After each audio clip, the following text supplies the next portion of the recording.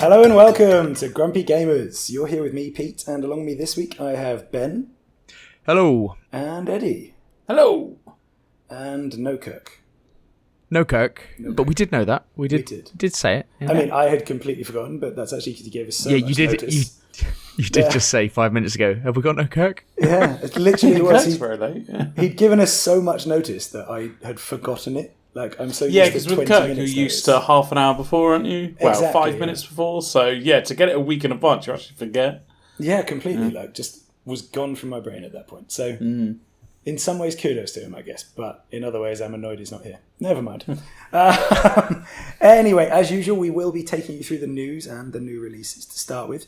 What we've been playing is very dominated by Baldur's Gate 3, as it should be at this point. And by that, I mean both Ben and I have played it. Yes, I've paid full price for a game. This is mind-blowing stuff. The second time in 3, I may need to see a doctor. Something's gone horribly wrong.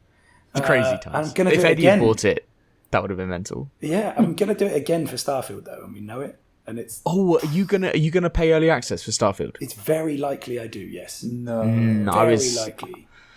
I was thinking that. No, Eddie was all against it. Eddie was like, "What the hell? Like for 3 days?" But Yeah, I'm coming to terms with the idea. This may all change, but at the moment I'm coming to terms with the idea quite strongly. it all depends whether you've got a free weekend that weekend. Massively, doesn't yes. Massively. Yeah. If I can engineer a free weekend, then it's all on. But we'll cross that bridge when we come to it. For now, we've been playing Baldur's Gate 3. And off the back of that, we've decided that our feature this week is going to be what makes a good RPG. Yeah. Yeah, and not to call back too deeply, but obviously it's be like Pokemon Red and Blue, because greatest RPG of all time. But we'll the very deepest of callbacks for this podcast. Honestly, I like that. in the past couple of months, I've managed to do callbacks to our first 3 episodes at separate points. I'm quite happy about that. It's been quite fun. Nobody needs to go back and listen to those because they are very poor audio quality and it's kind of embarrassing. and content, but no, yes. The audio quality, of course, being a major blocker. But for now, we should jump into the quick news, shouldn't we? Yep, let's do it. Stalker 2, we haven't heard about that for a while, have we? Supposedly, it's going to be released in December. It's all a bit quiet, but the distributor that's worked with the game supposedly said December, and we haven't heard anything official. But if it's true, sounds very good to me. There's quite a few decent games coming out in December, just slipping in at the end of the year. So I think Avatar is also coming out at the end of the year. So interesting, yeah. Yeah, I do like when you get some kind of random December games coming in, because a lot of games don't like to release them because they're not in a Game of the Year discussion, that type of stuff. I think it kind of happened with Marvel Midnight Suns last year. I think that was a November game, maybe. But it was just a bit too late. And so games don't usually do it, but I think it'll be very good to get Stalker 2 out. And I think, Eddie, you'll be looking forward to for sure. that one as and well. I reckon it will be an okay price as well. So I feel it's going to be on Game Pass. Oh, right, well. But I feel like we've been That is waiting. an Eddie price, my friend. That's it. I don't. I'm going to be Mr. Negative here. I don't think it will be out. The fact that we haven't heard anything of it, like, it's been the quietest development ever, apart from hearing bad things. So Yeah.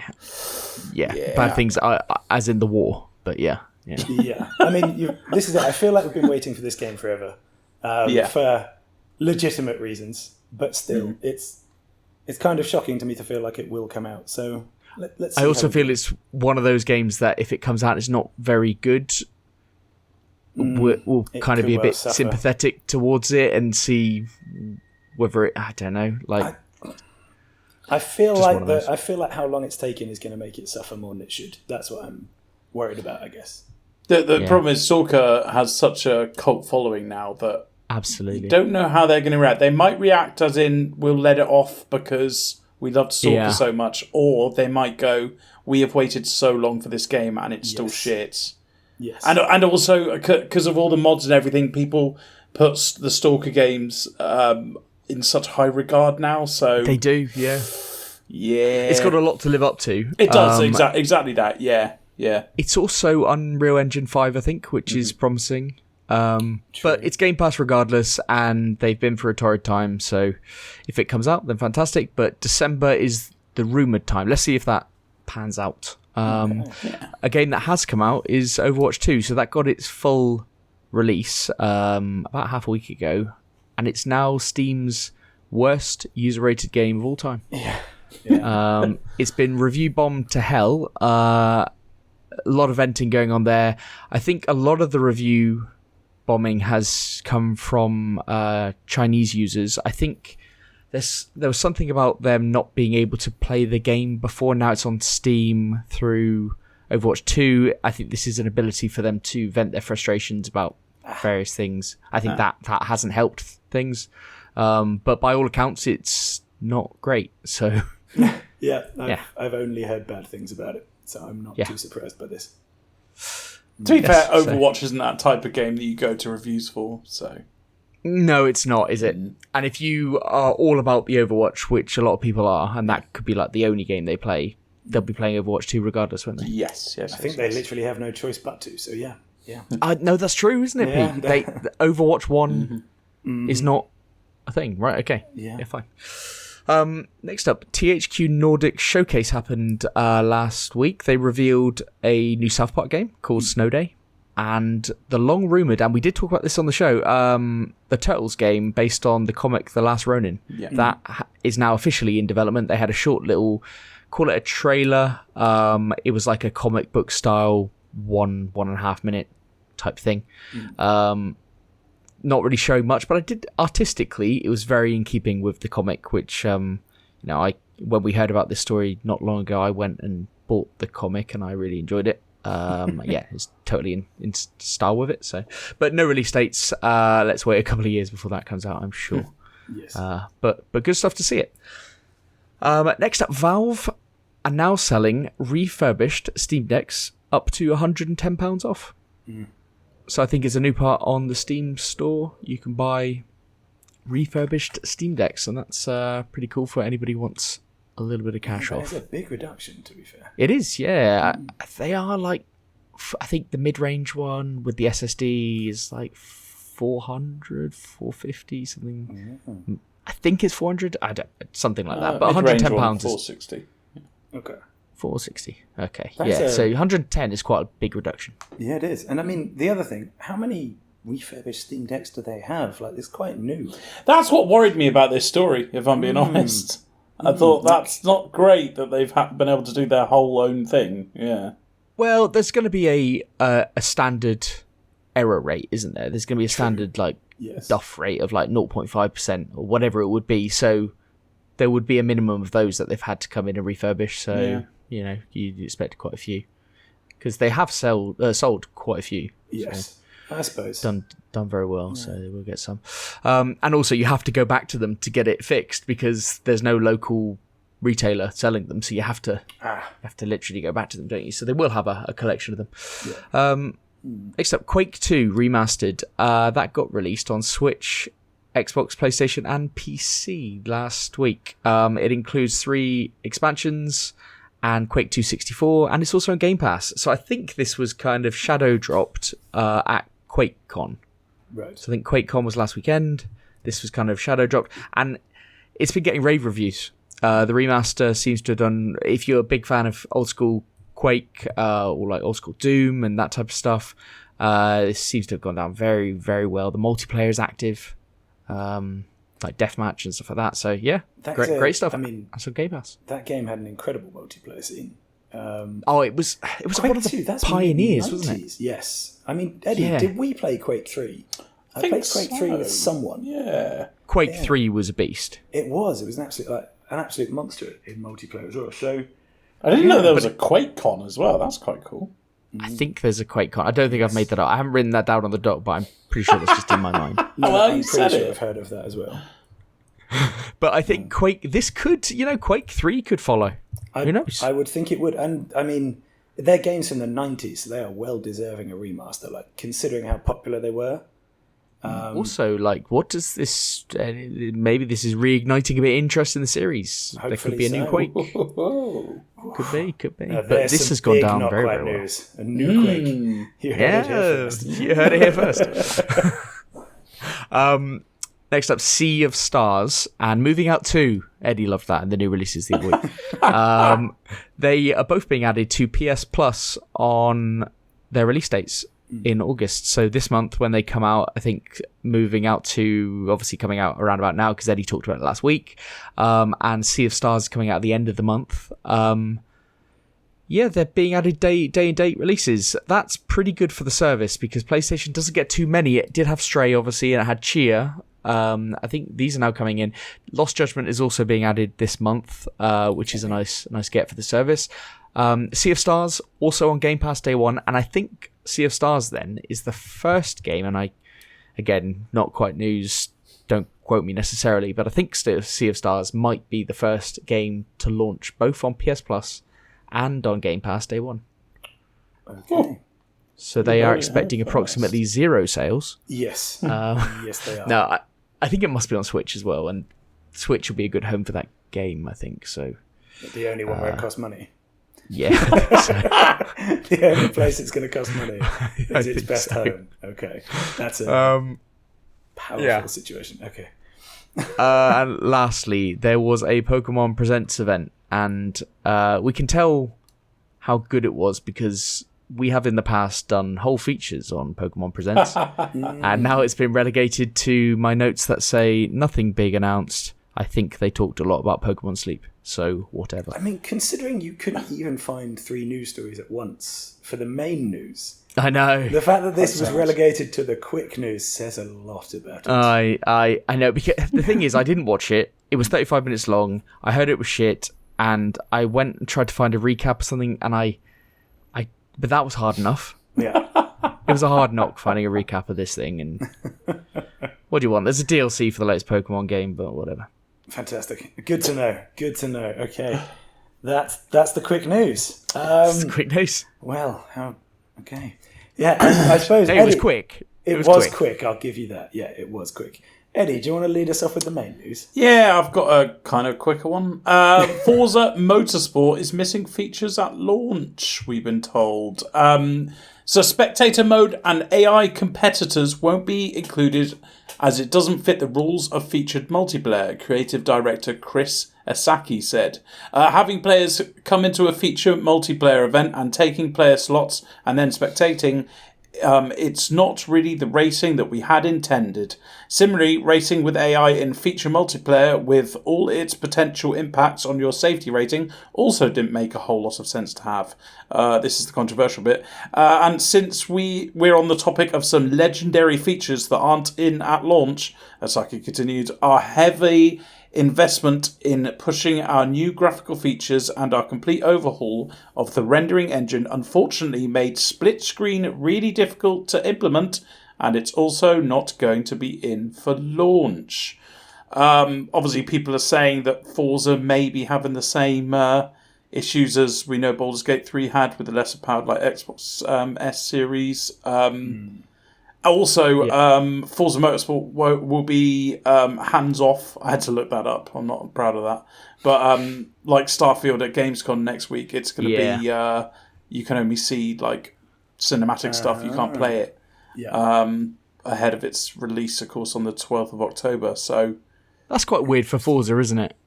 That would be a game that you'd expect to be played. Starfield, we discussed that last week. Yeah, probably not. But Forza, you think...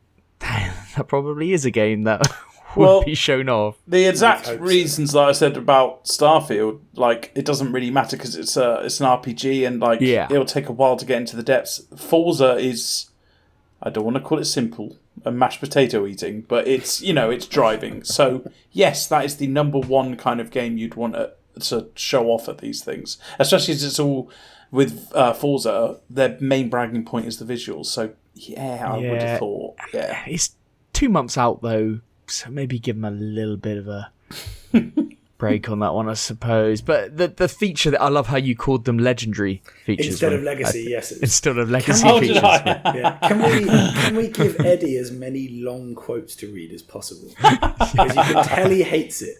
So it just colours it all the way through. Do you know what's annoying, Pete, as well? I was like, I won't include this bit, I won't include it. And then every bit was valid, and I was like, fuck you. Can you have said more in less sentences? Did you have to ramble? Oh, fuck you. But there was, the chatter was obviously mostly about the split screen stuff. Can I just put your self in the shoes of somebody who plays these games, because you guys don't obviously, and I will dip into this game. Who in their right mind was expecting this game of supposedly this graphically intensive game? Who in their right mind was expecting this to have split screen? Well, we said this recently because there was a game recently, wasn't there, that doesn't have split screen, and how come the internet is going mental about this? Split screen apparently is the biggest thing of all time. I know. I thought split screen has been basically backed off in games for the last few years. Because do you remember when Halo 5 came out? And we were all into Halo 4. We used to play Halo 4 fucking every week. Yes. You know, we all on the same screen. We'd have Halo night. We're all playing it. And then Halo 5 came along. It was like, split screen's just not possible because it's just much better graphics. We can't do this shit. That was years ago. Yes. And when they say here, it's like, a big legacy feature isn't being included. Split screen. What legacy feature from that previous game that you released fucking years ago? Yes. Yeah, it's fine. Yeah, don't worry about it. The landscape has changed. Yeah, your last one was fucking years ago. Yeah, but I think this is the thing, I think a lot of people, especially when there's a long delay between games, they kind of expect the next one to give them everything the one before did. And it's it's a different world. It is a different world. It's I think it is, going to be like that. The minimum you should be hoping for is an evolution in what it's doing anyway. But there's an awful lot of stuff that is just impractical now. And to be honest, if you were a big fan and were playing the last one of these, you're probably not in a situation where you're living with someone you're going to split screen with anyway. Now, your life's probably developed in that time. If you were well into split screen before, maybe your living situation probably isn't the same now. Yeah. But it is one of those things where people, I don't know if people actually have this expectation, or it's just that because they come out and head it off at the pass 2 months before it releases, no, it's not there, people then kind of kick off a little bit, because it's like you give them ammunition. Yes. Because that you mentioned it. Yeah. Yeah, it's like, okay, now you mention it, split screen on a racing game, that seems pretty standard. Yeah, but okay, new world, new us. Yes. Well, whatever. I just thought it was a bit. I might be completely off the mark because we just don't play these games very often. But I can't imagine it being a thing. No, not even slightly important. No. I mean, I've barely played a racing game since Burnout, so I definitely shouldn't judge. But that was great split screen, to be fair. Any split screen, on any game ever, I've never gone I wish this had split screen. Well, to be fair, on Halo Infinite, you can actually play split screen multiplayer, can't you, online? Which we kind of worked out, and you could do that. This is crazy. After my rant there about not being able to do split screen on Halo 5. Yes. Yeah. So maybe you can. Fantastic. But it is because of the yes, okay. It is because of the Baldur's Gate issue, isn't it? Because Baldur's Gate 3, which I don't think they've ever confirmed that was the reason. That it was.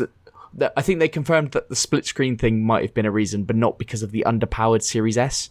Everyone's all into this Series S issue at the moment. Yes, yeah. So okay, right. Stop shitting on the Series S. I fucking love it. Yes, it's a fantastic console to have. It's a cheap entry point. It's fantastic. Yes, agreed. And it's serving a good purpose. If the S didn't exist, I would have got a PlayStation. So there you go. Because I was already going to get it, but then they released the S, and then they also did that really good deal where you trade in your old one. And I was all PlayStation before that. Mm-hmm. Oh, but if that happened, Eddie, you wouldn't be able to play Forza. No comment. I'm sure that changes his plans. Yes. I'm sure that would have changed your plan a lot. Anyway, moving on from this, we have also got news from the PlayStation 5 world, which is we've seen the new model leaked. Or supposedly we have. So, right. yeah, That was we knew Sony had been rumoured to be working on a revision for the PlayStation 5, often referred to as the PS5 Slim, that includes a removable disk drive. Well, we've now had images and a video leaked of a PS5 model that looks slimmer and slightly shorter, and may well have a removable disk drive. Whoa! Ooh, there's a lot of info there to unpack. Well, maybe info. Yeah, the first image was leaked on a Chinese forum. Oh, that's reliable. A very reliable source, yes. And then a leaked video provided a better look at this. It really isn't that good a look, though, if you check it out. But the video from Betterway Electronics, an Australian PlayStation repair specialist, shows off a plastic case with potential future model for this PS5. It has a bulge for a disk drive, a curve in the middle, and a smaller space for vents. Oof, wonderful. Yeah, honestly, this one feels like not quite news to me, and I'll say that right now. I really will. Look, the general consensus is that this is real, but the only thing that I would point out is that, you know, on the video, it's got like the plates on either side, but then halfway down the plates, it's got like a line that cuts the plate in half. Yeah. Now, if you were Sony and you just like release plates and everything for these consoles, and I know it's a different size and it might be shorter and they might have to do different plates, but like the plates part, isn't that like a selling point now? Like, oh, you can customize your system, and it just looks like that isn't a thing. They're surely that wouldn't be reproducible though, like cheap plates. You know yes, I mean? Yeah, but I thought if they just made a smaller model, they could just make smaller plates or something. But this actually, like, almost seemed like the plate had been cut in half. Yeah, I'm just. Do you know what I mean? Like I suppose you've got a point. I mean, I imagine surely you'd be able to make it like that anyway, or maybe this is just a test version, and we'll see the end result at the end. But yeah, I mean, it does feel like an awful lot in this is very early on anyway for me. I think people were just saying like, oh, it's not really slim. It's a PS5 Slim. Like, nobody said PS5 Slim. Like, no one. Like, this is literally just a fucking video. But if it is just the new look of how the PlayStation should be sold, and it's just a bit smaller, yeah, and it won't be any different. It's just so that they can fit more into the containers, so they can sell more for the same delivery price, right? Most likely, yeah. I mean, I must point out, by the way, the reason I'm very skeptical about this is when a PlayStation repair specialist puts out a video of something, I'm like, well, you would be the perfect people to make a mock-up of it, wouldn't you? You know what I mean? Like, they have all the tools. You literally have all the abilities and specialisms necessary to do this and create a bit of wave for yourself. Don't know what first created the skepticism, the Chinese forum or that? It's a bit of it. Yeah, all the sources are very. Yeah, I don't know. They're very, yeah. Yeah, you got it, they're very something. Anyway, so yeah, it's there. Go and check it out if you want to. The Australian PlayStation repair shop is Betterway Electronics. You can probably still find the video there. I do not know what the Chinese forum's called. Good luck with that one. But you can find this if you want to. Good. Or just wait for it to be announced or not. Yeah, exactly that. Exactly that. Because you've either got one or you haven't. Yes. And, like, if you've got one, who cares? Jesus. Very negative again today. 2 weeks in a row, negative boys. Yeah. It's almost like we're grumpy about something. Yeah. No. Nice. There we go. Very good. Well, this is something that some people have got grumpy about. Red Dead Redemption is coming to Switch and PS4. It's an update to the kind of rumoured new version of the original Red Dead Redemption, bringing it to kind of more platforms. But it's not really a new version after all that people had been hoping for.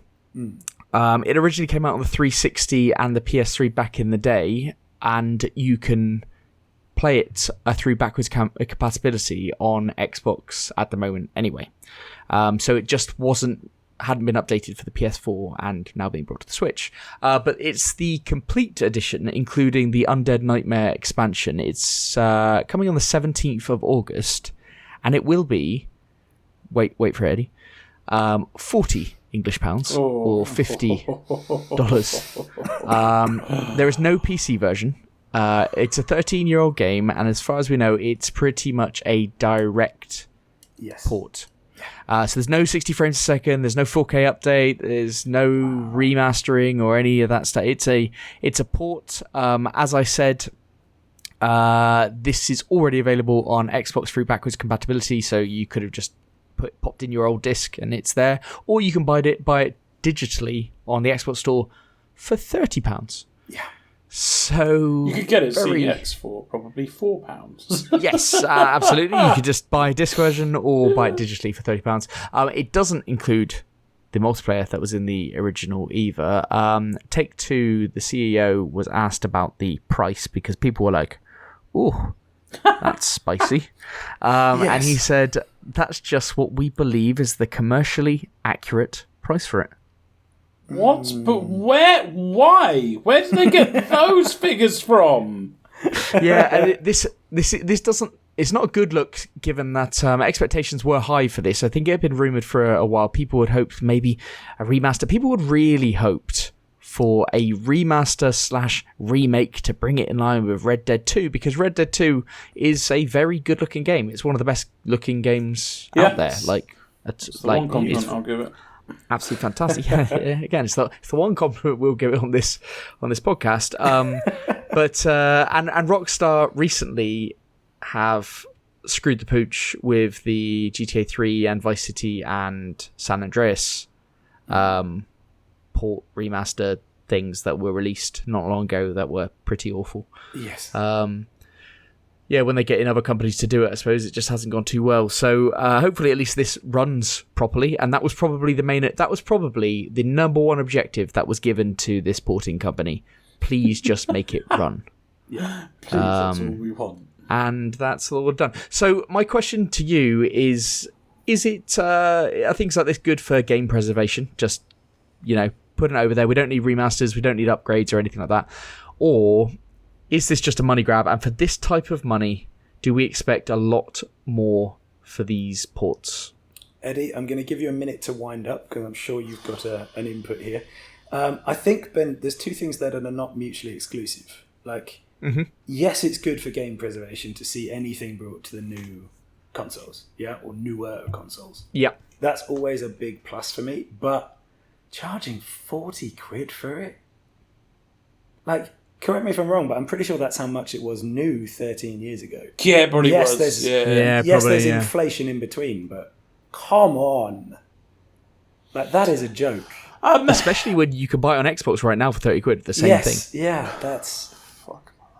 Go on, Eddie. Go on. Game preservation, right? Yeah. I'm going to approach this in a different way. Great game preservation, obviously, making sure that the game continues, right? How about this? Game preservation, in my opinion, also includes a good history of the game, a good memory of the game. Okay. Keep on releasing these games will have a detrimental effect on that, as people have good opinions of old games. For example, my experience of going back to Oblivion and Morrowind, it's like playing a potato. It's just not good at all. It is awful. Yeah. I don't think it's good. I think leave that in the past unless you do come up with a super duper version of it, which is fine, I guess. I don't agree with that, but that's fine. But yeah, so not only am I not okay with that, but obviously the price and what his comment is just. What does he say again, Ben? What does he say? Come on, repeat he said that's just what we believe is the commercially accurate price for it.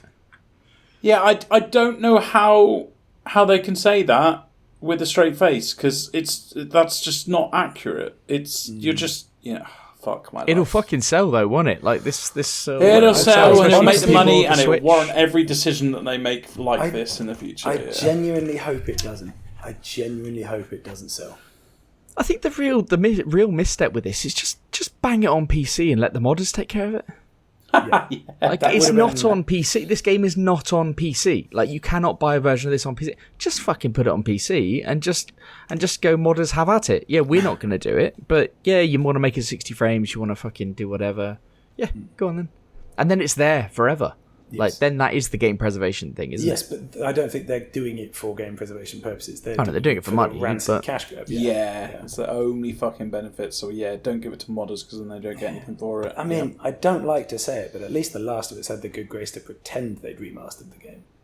Like, yeah, and it does look really nice. I'll give it that. Those fire effects look fire. They're worth that extra £70, aren't they? Oh yeah, they were spicy. Best £70 ever spent. My God.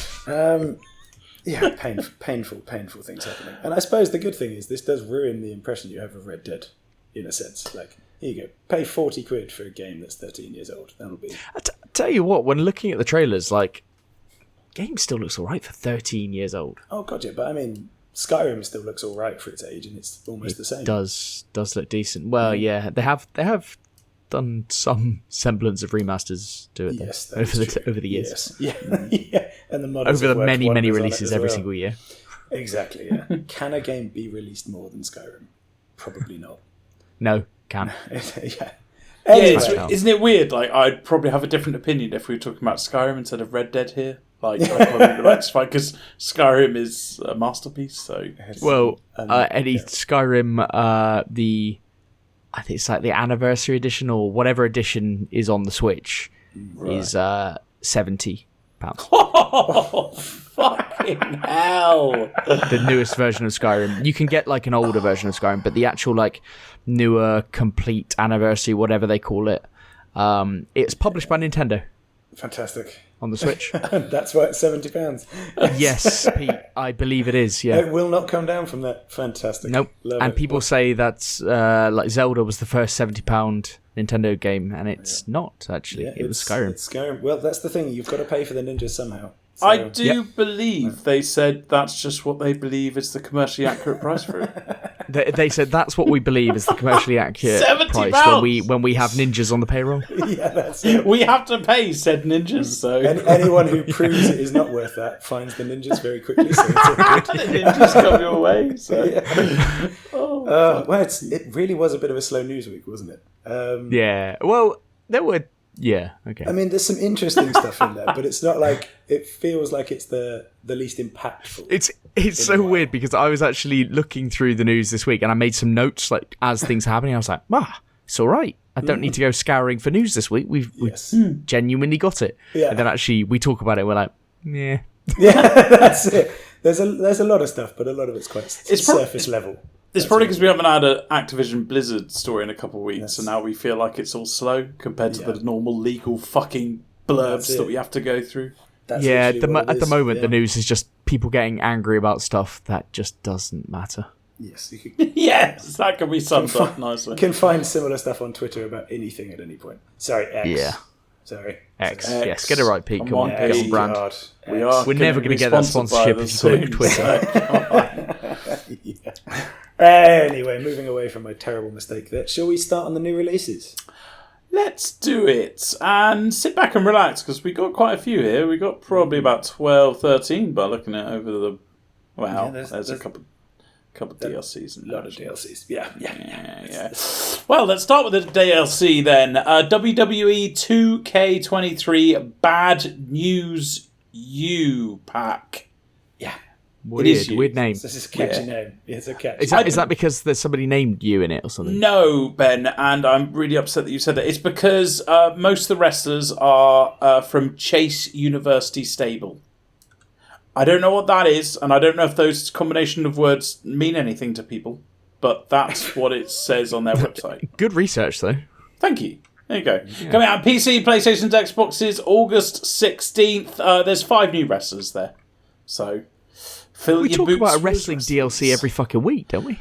Well, I'm glad you said that, Ben, because they're up to 249 playable characters. Wow, that's powerful. If you're into wrestling, there's a lot of options. You've got a lot of choices of how many wrestlers you could be. There you go. Right, Quantum Recharge coming out on PC, PlayStations, Xboxes, and Switch, August 17th. Dodge and encircle your enemies in this neon-drenched, nice, revival of the one-of-a-kind arcade classic. It's over 40 years since its arcade debut. Yes, it is. That's older than me. Basically, you're like a marker on the screen. I've never played it, so I'm hoping no one else has as well. You're like a marker on a screen, and you need to like encircle people to kill them. I believe it's quite similar to. I think there's like that worm game out on phones at the moment. I think that's kind of. I bet the creators of this game do not. You're a ship. You're a ship. Yeah, I know. You're a marker. It looks like a fucking marker. It looks like a what do you call it? It looks like a mouse marker. A mouse right? marker. It's Yeah. a ship. Come on. Okay. How is it a ship? It's a tiny triangle. It's a triangle. I'm zooming in, and it still doesn't get more detailed. Yeah, that is true. But it's a ship. You've got to use your imagination here. Come on, man. Come on. You're a mouse marker, and you've got to enslave other things by circling things. Yeah, You know what? If that's what slave gets you on circles. board, that's what gets you on board. Yeah. I mean, it's nice, like aesthetic, like the neonness of it all. It's not bad. FYI, I'm not on board. Well, Right. shameful.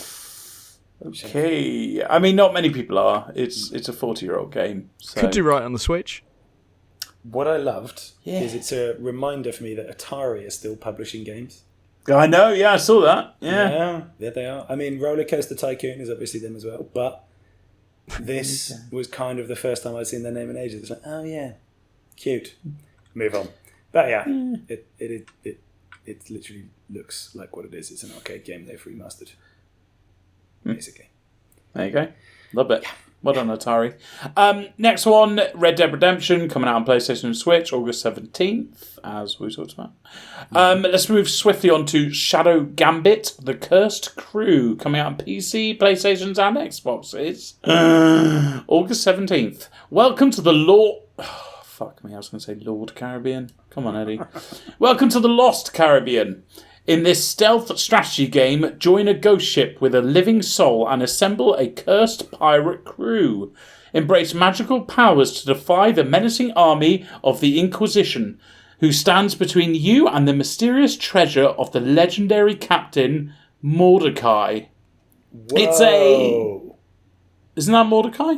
No, spot on, but you pronounced something immediately. Did you look this up? Do you know why? Because I went Morda, and then I saw that chai, but then I went, I've only ever said one word after Maud, and that's Mordecai.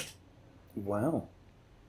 And your instinct was perfectly correct. There you go. I went with it. Okay. And I quickly went onto my notes so that you two couldn't comment and go, that's not how you pronounce it. So I wouldn't have known, Eddie. I wouldn't have had an idea.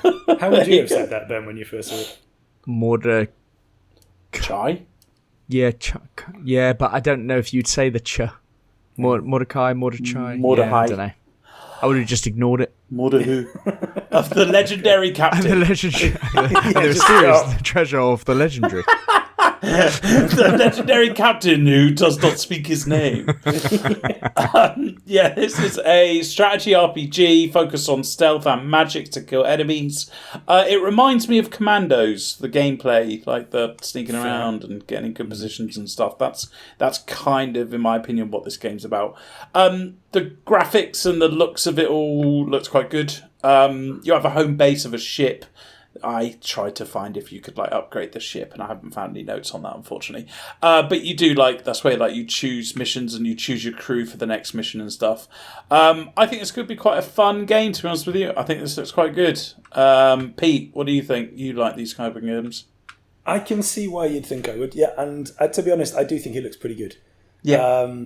It's got enough similar to things like Divinity and Baldur's Gate that yes, I reckon there's a good market for it. It looks very polished as well. So, yeah, I think this could be a goodie. Kind of bad timing for it, but...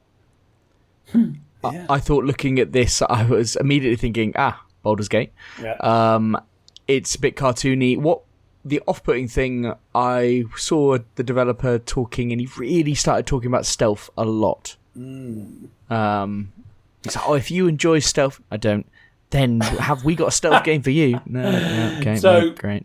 Ben, their last game was a game called Shadow Tactics, which I've actually played, and it's... Oh, they're great RPGs, aren't they?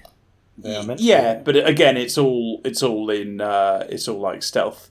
I mean that was forgivable that it was stealth because it was set in old time Japan and it was like samurais and stuff. Shadow Tactics 1 and 2 and a third one which isn't called Shadow Tactics 3 are on the Switch for like 15 quid, I think. Oh, really? Oh, there you go. Yeah, they're like really kind of old school RPG type games, aren't they? Cyberpunk-esque. Yeah, and I'm sure you know Desperados as well. Desperados 3, Yes. I should say. Yeah, they made that as well. So you can kind of see what kind of gameplay this is going to be. Well, you say that. They did also make The Last Tinker City of Colours, guys, which is a joyous action adventure. What? Joyous. What the fuck is that? I know. Look it up if you want to. It's their only game they've got listed. Oh, other than shit. Deep Yeah, I've just Stealth found Tactics. it. You're right. Yeah, it's the only one other than Stealth Tactics that they've got that I can see. And you have to use colour and emotion to restore life to the world around you. Do you know what really upsets me about this? This game looks horrific. Like, borderline, like, unforgivable. It came out in 2014, and they're still charging 17 quid for it. Fucking hell. Well done, boys. Yeah. Stick That's to your something they've just forgotten about. They've just forgotten it exists. The price is up there. When If somebody they downloads see it, that more bank for them. balance of plus 17, they go, oh, fuck, we still got that in the store. That's it. But yeah, otherwise, they seem to have a very good pedigree for making Stealth Tactics games. Yeah. There you go. And to be fair, their past games, if you're listening today or yesterday or whenever you're listening, are on huge deals on Steam right now, 90% to 76%. So How would they be listening yesterday, Eddie? I don't know. Just time flows, isn't it? Yeah. I don't know. I don't know where I am right now. 2 Point Campus Medical School DLC coming out on PC, PlayStation, Xbox, and Switch. God, I haven't got much breath today. I'm losing a lot of breath. That's August 17th. As you know, it's a DLC pack, obviously. It's got 3 new campus locations, 2 new courses with 6 treatment rooms, 2 new student archetypes, lots of patient and illnesses, 60 plus new items. It's got emergencies, helicopters, fires, and ghosts. There you go. Got all the info for you. There you go. Next one, Switch release, August 17th for Vampire Survivors. There you go. That's a great place for it to be. On Steam, it's like £4 or something. It's obviously on Game Pass as well. I bet the fucking Switch version is like a tenner. You know what? I'm so excited to see the price for it. I really am, because you're totally right, Ben. It's so cheap on Steam if I look at that. Yeah. I'd actually, like, when it came to Game Pass and I started playing it properly, I actually had already bought it on Steam. Like, I've got it on Steam as well, just because it's so fucking cheap. But yeah, I don't know if the price is going to be shown on the Switch version, but yeah, I'll have a look if that's there. £70. Published by Nintendo. Yeah, exactly. Yeah, so it's £4 on Steam right now. That's what I know. It doesn't say. I'll see if I can work out the Switch price, but you go on. You go on. Damn. Bomb Rush Cyberpunk. I almost said Cyberpunk then. PC and Switch, August 18th. Bomb Rush Cyberpunk, fuck me, come on Eddie, is 1 second per second of advanced funk style. I don't know what that means, but carry on. Battle rival crews and dispatch militarized police to conquer the 5 boroughs of New Amsterdam. Become all city. Don't know what that means either, but I assume that is relevant. It's like a skating, skateboarding, and BMX game, but not in like a serious way. Done in like a funky, bright-coloured, kind of like bad graphical world. The visuals are quite a lot, in your face, and there's graffiti everywhere, and there's not a dull colour in sight. This isn't for me, but I can very much understand that this is not trying to be for me. So I'm gonna try and not shit on this. What do you guys? He says, while squatting over it. Yes. Well, firstly, I mean, the blurb... Don't say squatting. That's very visual, that was. Picture it for a moment, listener. No, firstly, the blurb reads like it's private jokes that no one is included in yet, because it's not coming up. Yeah, what the fuck is that about? It's a really odd blurb, but I'm so glad you read it. Secondly, this game, it's got a few bits that remind me of Hi-Fi Rush, so... Oh, yeah. I think in terms of that style, and like, I really enjoyed Hi-Fi Rush actually, so I feel I should not be too mean to this game. But then it has those weird screens where the entire background is like a tie-dye nightmare, and I'm like, what the hell is going on? So, yeah, I feel like we're not the target demographic. I can see how this would be quite fun based on what it's telling you, but I'm not sure I'm going to try it. Firstly, guys, Vampire Survivors on Switch is $3.99, which very respectable. Wow, well done. A lot of copies from Ninja, but okay. And this, this game, Bomb Rush Cyberpunk, yes, looks like Jet Set Radio, doesn't it? Yes, there's a bit of that about it too. Yeah. But it looks like if I were in purgatory, this is what they'd get me to play. This is something that you just. That's actually it's not going to be good description of how I feel about Power Wash Simulator. Thank you. Brett. I can understand that. Like it's not. Well, maybe it's something that you slowly lose your mind to. Like, I actually think it looks fucking awful. This game. Yeah. My hell/purgatory game would be Persona 5. I can see that as well, actually. Yeah. Well, it would last the whole length. So yeah, I get it. That's it. Yeah. No matter how long you were in there, it would last. And you do fight God at the end. So how fitting. Wow. Maybe it actually is the purgatory game. Fuck. There you go. Right. Let's move on. Madden 24 coming out on PC, PlayStation's, Xboxes, August 18th. Experience the newest iteration of Field Sense TM in Madden TFL. Oh, fuck me. NFL 24. That'll help. Fuck. That was bad. Yeah. I wonder what TFL stands for. Fuck me. That is bad. Yeah. More realistic for London, but yes. Oh wow, Pete, that's tragic. That's what it is. More realistic character movement and smarter AI gives you control to play out your gameplay strategy with the confidence to dominate any opponent. Yeah, there you go. The visuals are great once again, like they always do in Madden games. There's loads of modes again. You know, the franchise, the career modes, blah blah blah. It keeps on boasting about all AI improvements. I don't like it when sport games do that because you never see the difference, and also it just kind of covers the fact that they haven't really changed much from the last iteration. Yeah. But I can't complain. I haven't played. I think I played the Madden game from 2 years ago, and I don't really care for the game. So, yeah, I'm happy for people that are excited about this. You still into American football, Pete? I'll still watch some of it, yes. I'll still watch some of it. I definitely won't be playing Madden.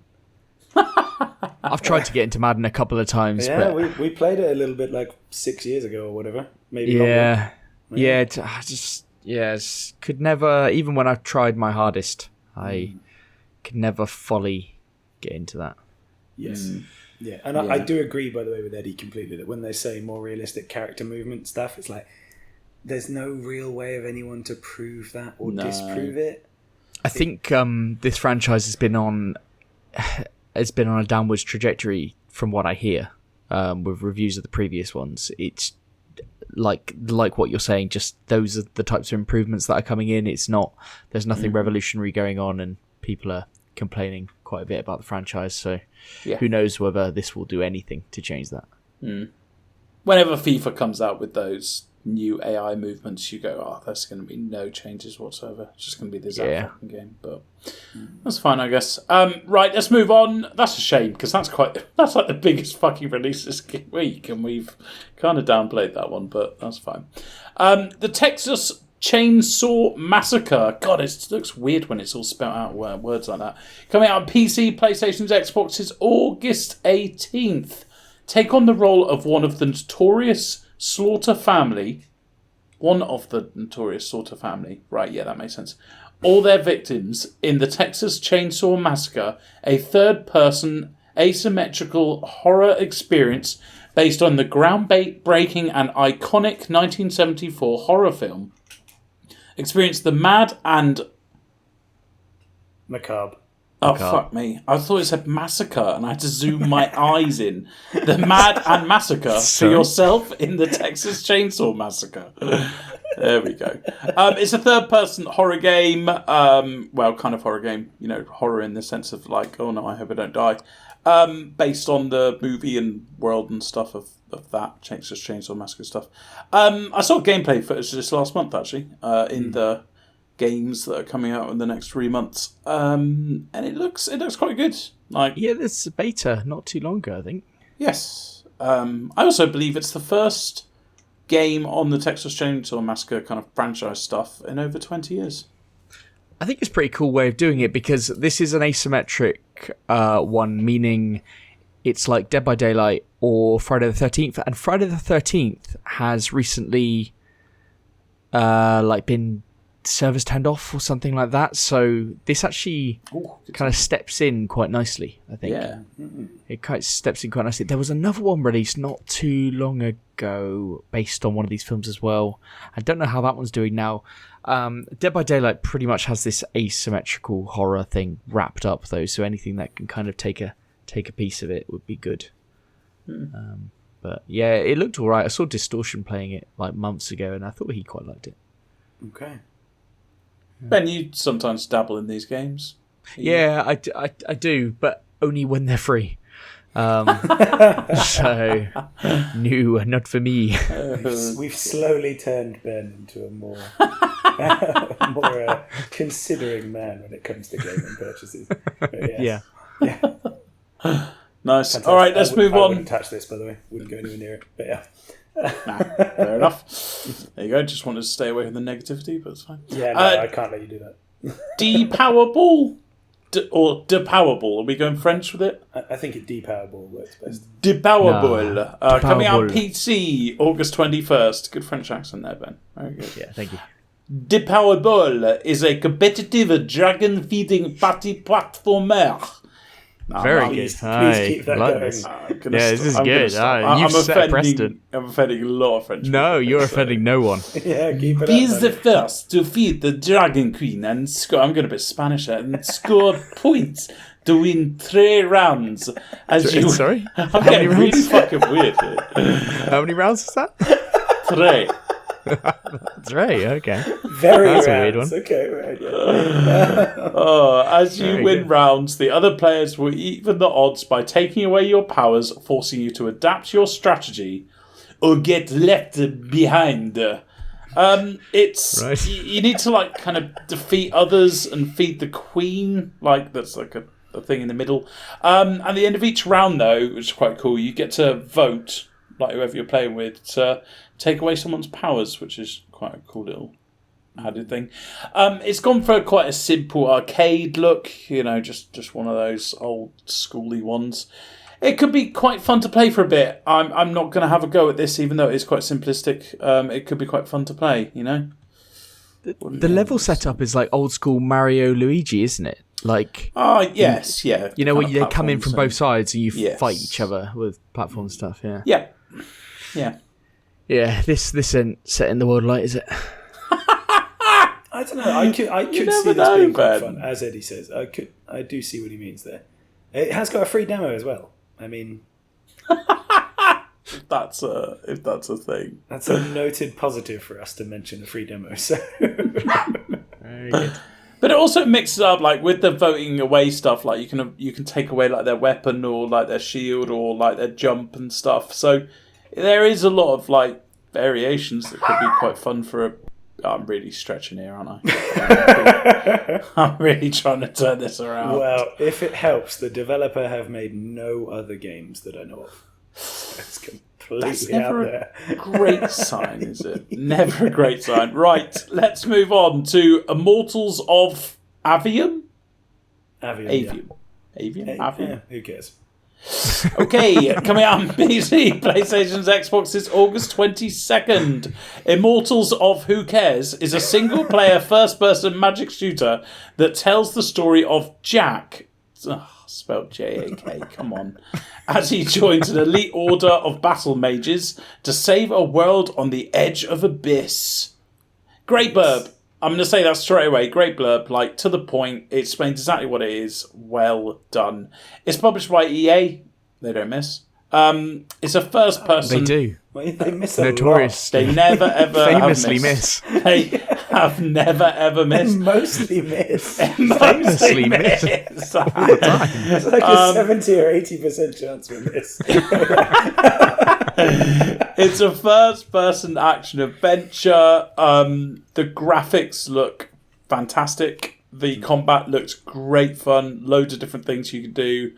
It even has Gina Torres in it, which I'm not proud of, but I had to look up her name. And that's the woman. Well, she's in loads of stuff. Hannibal, obviously Firefly, the greatest TV show of all time. Who did she play in Firefly? The black woman. Oh, right, okay. Yeah. He means Zoe. She's also in Suits. Yes. Yes, of course. Yeah. Yeah. She's in Suits. Yeah, I forgot the Fantastic main actress. Yeah.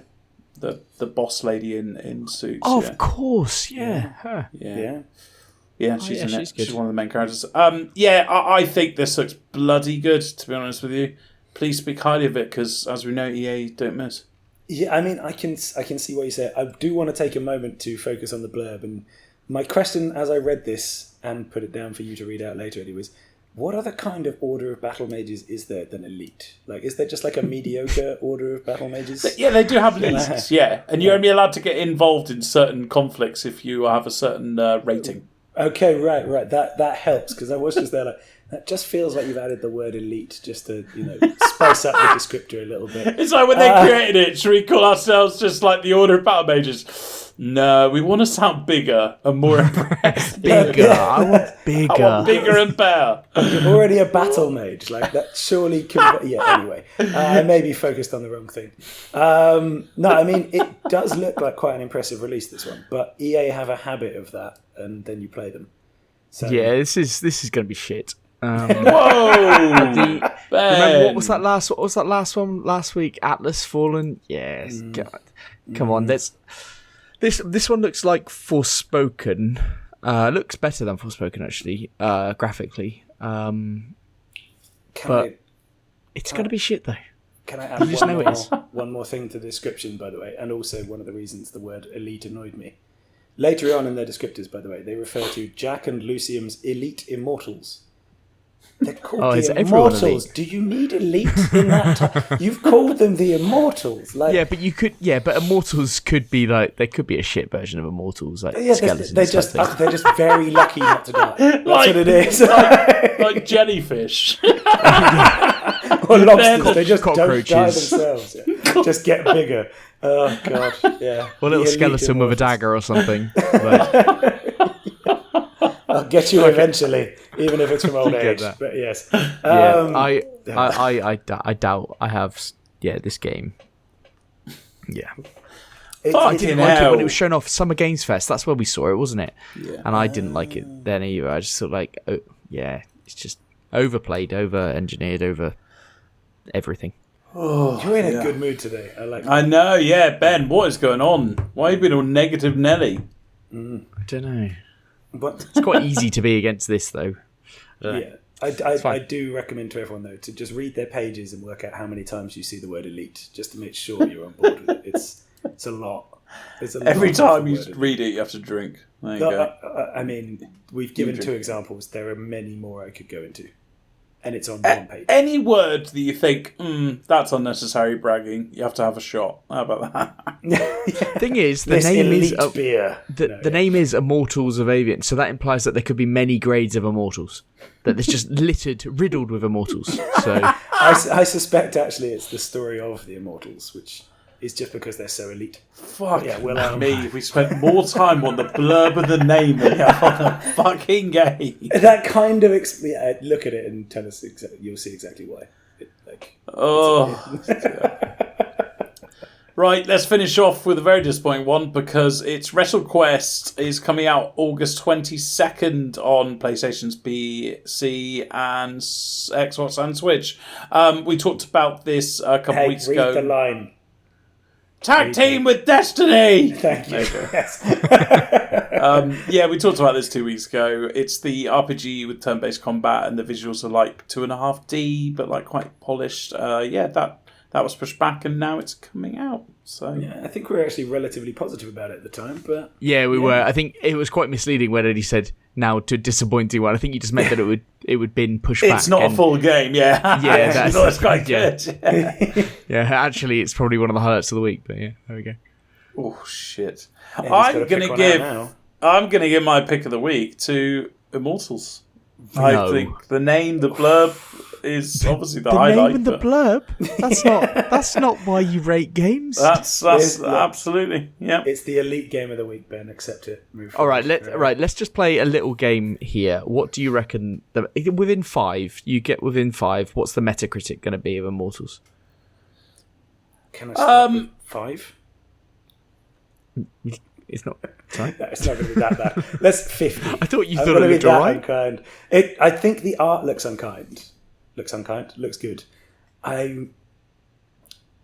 It's an EA game, and it's like focusing on a main character who's an elite. Come on, we know what happens here.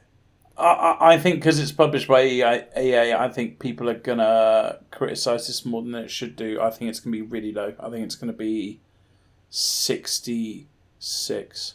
You guys have changed your fucking tune. I thought you were. No, all aboard. Ben. I think it looks all right. I do, but I just think it's not going to do well on the old ratings. So probably Eddie all going up. thinks it Yeah. looks all right. I think it looks all right. If there's a difference there, if you see what I mean. That infection definitely told the story. Pete, what's your number, Pete? What's your number? I said 50, and I'm sticking Oh. with it. 50. Fuck, Yeah. that's low, Pete. One of the lowest rated games of the year. I honestly, Shit, that's shit. I couldn't take. Look, you guys were banging. Never mind. Yeah, I think. That's my own. I thought it was going to be a 67, so Eddie pretty much came on Whoa, my number Ben as well. with so. the highest rating. Yeah, I don't know what's happened here. Like, Ben, yeah, you think okay. this game's amazing, do you? I think it's amazing. Yeah. It does look pretty. I'll give you that. And it has got the great. toes. Maybe I should have been kinder. It has got the toes. 50. Yeah, Pete, you I'm fucking going with it. love Firefly. I do. Come on. I also like suits. That doesn't mean I think their entire body of work is going to be great. But yes, elite maybe. Anyway, Immortals of Avium it is. That is the pick of the week. Fantastic. We're going to roll into what we've been playing then, and we're going to start with you again, Eddie, which I feel mean about doing, but it's because me and Ben Well- talk about the exact same game. It's because you two are speaking about the same game and the Yeah. biggest game possibly even of the year. So, phew. I unfortunately I've just been playing Escape from Tarkov, and that's because I was playing my other games. I was playing what do you call it, Railway Empire. I've fucking chucked like 4 hours into that game, and I'm still on the fucking tutorials. So I'm not going to that's talk rough. about it. But yeah. To be fair, Eddie, I saw you on Warhammer Total War 2 the other day. I did, Pete, but I've uninstalled it. Fair enough. Yes. I uninstalled it because my computer was going like, oh, you need more space. And I was like, fuck it. I keep on doing this. I jump onto it and I go, oh, I'm going to play it. And then I change races. And then I go, oh, I'm not enjoying this. I'll play another race. So I never went, really get into it. yes. So I went, stop it, uninstall it, because it'll take you a whole fucking half a day to install it again. Yeah. And that way you won't go back to it. So Okay. it's the same tactic I did with FIFA this week. I uninstalled it and went, right, you can't now just jump onto FIFA and play it for an hour. So, but Dr. Disrespect and Tim the Tapman, who I love as streamers, I just on YouTube the other day and they were playing Escape from Tarkov, and I was like, holy shit, I thought Dr. Disrespect hated this. But yeah, it's because the new wipe happened, so everyone's character has been set back to ground zero, which is the funnest time to play Tarkov because everyone's got shit stuff basically, and stuff makes a whole load of difference on Tarkov. So yeah, I've just been playing that, just been grinding away, having a good time, actually killing people for once. So Nice. Okay. Enjoy that while it lasts. yes, exactly. Because people chuck hundreds of hours in a working week to play that game, it will only be a couple of weeks before I will just die on a single shot and then not want to play it ever again. Until the next wipe. But Until the next wipe. Yeah. And I'm glad you're enjoying it, Eddie. That game does pull you back quite often, which is good. Yeah. That's a sign of a good game. Yeah, when you go through the memory sieve and forget about all the hackers. Then Yes, that's all it took last time, wasn't it? It's just me to get killed by a hacker, and I went, why the fuck do I want to play this? But you know, another game that always drags me back is Baldur's Gate 2, Shadow of Arm. I'm not surprised at it, and I do find it quite amusing that the biggest fan of Baldur's Gate is the one not playing it. I know, I'm such a huge fan of it. In fact, I wouldn't even call myself a fan of it, like, because it holds such a special place in my heart, because it's the games I played, like, when I was developing my gaming mind, so I am very much looking forward to this. Yeah, well, and the good thing is we've got two very different ways of playing it here, because Ben, you've been fully single player. Yep. The entire time. And so far, I have been fully multiplayer. I have not played a minute of it single player. I think there'll be two very different experiences. But I think so too. And I think as well, you've definitely played more than me. But I suspect even in equal time you had got further. Because it turns out in multiplayer you spend a lot of time dicking about. Yeah, I can imagine that. Which I think was less noticeable in things like first-person shooters, Halo 4. How much you're dicking around, whereas in this, when you realise you've been on the character creation screen for 2.5 hours, you just go, okay, this may have been a bit much. We are never finishing this game. Yeah, if we are, it's sometime after GTA 6 comes out. It's been an interesting one. Again, it is my second full price purchase in 3 months, and I'm incredibly happy I did so far. But playing it multiplayer has been weird. We did spend 2.5 hours dicking around on Character Creator. Much like Cyberpunk, you can pick your genitals. That will amuse you a lot if you're playing multiplayer. But it didn't in single player, did it, Ben? No, well, I was playing this on Steam Deck, actually. So you're playing this on your PC. Gaming PC? Yes, yeah? yes. I'm playing it on Steam Deck. I've yet to try it on my PC, which I do want to try. I just don't know. I'm assuming my PC would be able to run it, but whether it would be any better than the Steam Deck or whatever is just another thing. But I did get it on Steam Deck because I thought, you know what, I'm never going to play this game unless I get it now, because next month we've got Starfield and everything coming out. It's just Armored Core's coming out in a few weeks and stuff. I'm never going to be able to play this game except if I bought it now. So Steam Deck, here it is. Steam Deck experience, just to touch on that quickly. It is verified on Steam Deck. It crashes. Shit. Interesting, right? Yeah. It does crash. Not all the time, but probably. I played it 12.5 hours, and it's crashed 3 times, I think. So verification system really living up to its name. The Steam verification system, to be verified, it's just dog shit. Like, I fucking Death Stranding just crashed like it was going out of fashion. It's just fuck's sake. But the brilliant thing about this game is that you can autosave all the fucking time. So if it does crash, you're never too far away from a save point. But yeah, Steam Deck, it does crash. But it is playable, and it is quite nice to play in handheld. Originally, when I started playing, I was like, oh, actually, I would quite like a screen. I docked my Steam Deck, and I was like, right, I'm just going to play this like a console. Connected up a controller, connected up my PS5 controller. Fantastic. Yeah, it was all working. Steam Deck had a fucking meltdown. Wow. Okay. And it wasn't just a crash. It was like one of those where it makes noises and just won't shut up, and you can't turn it off, and it's... Do you think I'm breaking something here? Yes, something is gone. More than the game. Yes, something is gone. It's a hard crash. So I haven't docked it since. I think docking it is obviously putting too much strain on it. Yes. But saying that, playing in handheld, very nice when you're zoomed in fully. It's basically like a normal third-person RPG. Good. Like okay. just walking around and stuff. So that's cool. Should we just give our thoughts on it initially before we go into like the actual details? Should we just give you an overall impression of how you're feeling of it so far? Yeah, I mean, I was going to actually ask you first question. How does it look on Steam Deck? Like, right, yeah. Well, this is one of the things, graphics, and I kind of want to hear what you got to say on this, because the game does not look good. Whoa! And I know that's not how it is, really because surprising. people. No. This is I think this is really tailored to my experience of this playing on Steam Deck, because I think people playing on PC are gonna say, if they've got a good PC mind, are gonna say it looks good. And I think when it comes out on PS5 and eventually Xbox, I think it will look great on those as well. What I'm seeing on my screen, and I'm playing on Steam Deck, like most of the graphical settings are like medium. Yeah. It's not good looking. If you think it's good looking, you need your fucking eyes tested. But Wow. I don't think I'm experiencing it how you're experiencing it, Pete. So how do you think I it definitely looks? don't think you are. I think it's a very pretty game.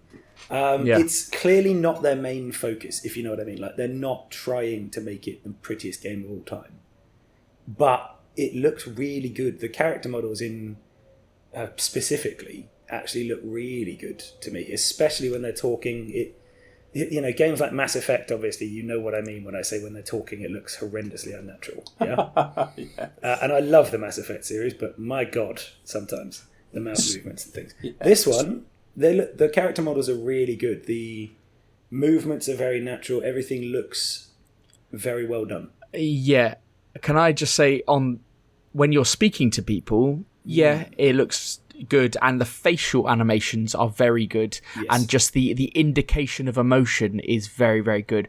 Yeah. What I'm getting at, not almost the talking to people borderline the rest of it, cutscene yeah. animations. I'm talking about the world and how that looks. Okay, to me, doesn't look great for to me. I have enjoyed it. It is an isometric game. Yeah. They're never the prettiest. Just because I think the viewpoint, you get too much focus on the ground, which is not really the bit you want. Well, actually, when you play it single player with a controller, Mm. you can play it right behind the character. That's different. I don't have that option. Okay.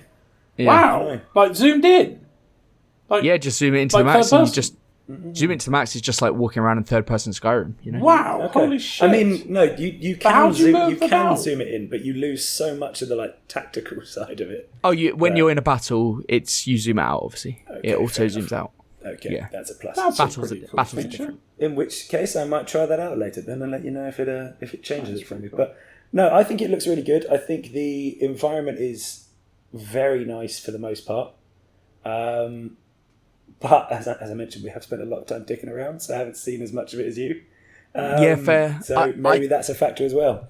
I do think Maybe. though, on the Steam Deck, the Steam Deck is probably the cause of this for you. I think it must be, and that's why I'm really keen to put it on my PC. Yes. But it's just 115 gig download. Like, I have to pretty much set aside time to do that, to get that download done. Boy, yeah. So it's I probably will do that just to see how it plays and stuff. But yeah, set that aside though, because that really is not what this game is about in the general. yes. When you're in the little cutscenes and talking to people, it looks pretty good.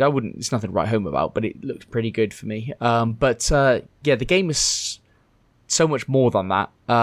So I'm at 12 and a half hours in. I'm at the end of Act 1, borderline starting Act 2. I've gone into the area where it's like, oh, are you sure you want to go there? Like, your party's pretty shit. Yeah. Yeah. And so I'm trying to mop up as many things as possible in Act 1. And it's kind of taking me into the next part of the game. So that's kind of where I'm at. And there's 3 acts in the game. What I would say, I am really, really enjoying this, and I've actually come over the point. I think with these games, especially if you're not like a hardcore CRPG player, I spent a lot of the first 10 hours kind of thinking, am I really enjoying this? Especially the first 5 hours or so. And I remember speaking to my girlfriend about it, and I was like, oh, I'm playing a bit more Baldur's Gate. She's like, don't really sound like you're really that into it. And I was like, I don't know whether I am. But when it got to about 8 to 10 hours, that's when it started, I want to play more of this. I want to play. Yeah. So I was actually starting to get more into it, and it's the story which is one of the main drivers. But if I hadn't have been told, if I hadn't have seen that this is 97 on Metacritic, and if I hadn't have been told by everybody that it's insane, but mainly being told by people that haven't played much of the game, mind. Like a lot of people talking about, oh, this is the best game ever. Haven't really played much of it. I would have probably sacked it off quite early, but I'm very glad that I didn't. Yeah. Very, very glad. It's unfair to judge it on what I've seen so far. I cannot in any way reconcile a 97 on Metacritic, but then again, I've only experienced like fuck all of the game, so you wouldn't be able to. This is the trick, isn't it? Like between us, we've probably got 20 hours in this in total. I'm probably somewhere between 6 and 10 hours. I don't know exactly where. And we haven't even touched the sides. Like you're not even close to having a clue about it. Really, it's a very, very slow game, and more than anything, I think an advantage to it as well. By the way, for me at least, is it's a platform for multiplayer because it's so heavily tied to D&D and that style of thing. It's really trying to pull you in and make you have your own experience with it. Yes, and D&D is the main thing that you're hugely that you're touching on there, because I don't know what they've done in the previous Baldur's Gates games, because I either can't remember or I didn't play enough of them really. But this is pure Dungeons & Dragons. Everything is on dice roll. You have a lot of options, different ways of playing things. The branching story paths are quite amazing. So I'll put this in perspective. I have been Googling a lot, and that is the sign of a great game. For me, I actually enjoy the process of Googling, finding things out. How do I get more of this item? How do I do all that kind of stuff? I actually really like that. This game does not explain a lot to you. It is quite minimalist on what it actually will explain to you. But that D&D element, it's like nothing I've ever really seen with the branching story paths. Everyone's got a different version of what's happened. So when I've looked things up online and I've said, oh, how'd you get this item, blah blah blah, the article will say, oh, do this and this. That's not what I have to do or what I've seen. Like, actually, that character that you're talking about that gives me that item, they're saying, oh, you have to go into this crypt and do this thing. No, he's just at my camp. Like, because I've obviously triggered something else.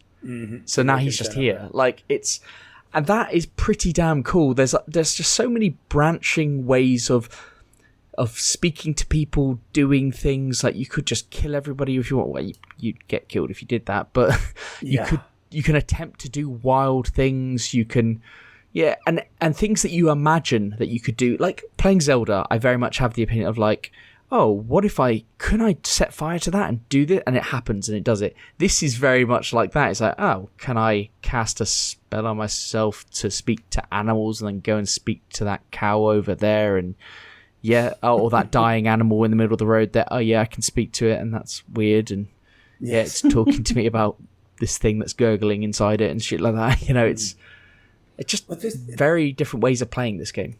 Definitely, and it must be said, one of the things that happened to us at the beginning is we've got the ability to talk to animals in our party. There's a very obvious pig really early on in the game that is quite obviously there to speak to, and you fail the roll and you're like, well, that avenue is shut forever. I have failed at talking to a pig with the animal talking skill. Yes. Cool. Yeah. Okay, right, that's shut down. The dice roll thing is cool though, isn't it? It really is. And I do also like, this is a very basic example, but it's things like being able to shoot lights off the wall into oil to set things on fire. Yeah. Just random choices to make just to kick off a fight in a more advantageous way. Because I have found at least that a lot of these fights you're outnumbered quite badly.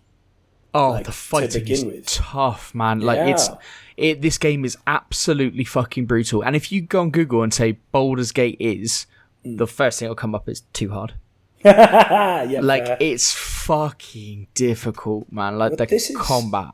I think, Ben, the details of Baldur's Gate games is it's easier once you get to know all like the synergies and I think you're totally right. And the weaknesses and strengths, and like I remember playing Baldur's Gate 1 as a kid thinking this is the hardest game of all time, and then when I went back to it a few years ago I went, I think it's just because I was going, I want to be a powerful warrior. Eddie, instead of like doing the right things. I need to start thinking differently. That's what I'm learning with this game. And the first area, the whole first act is a tutorial, basically. Yes. And I think you just need to develop your thinking of how you would do stuff. And I think battling is just, you need to kind of change your mind of how it, and it definitely is not, you cannot just go in there and beat shit up. Yeah. You will just die.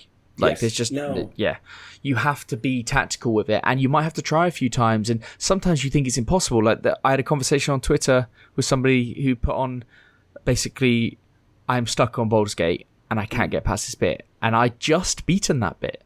Yeah. And I was thinking, like, I had the same thoughts as you, but I did do it eventually.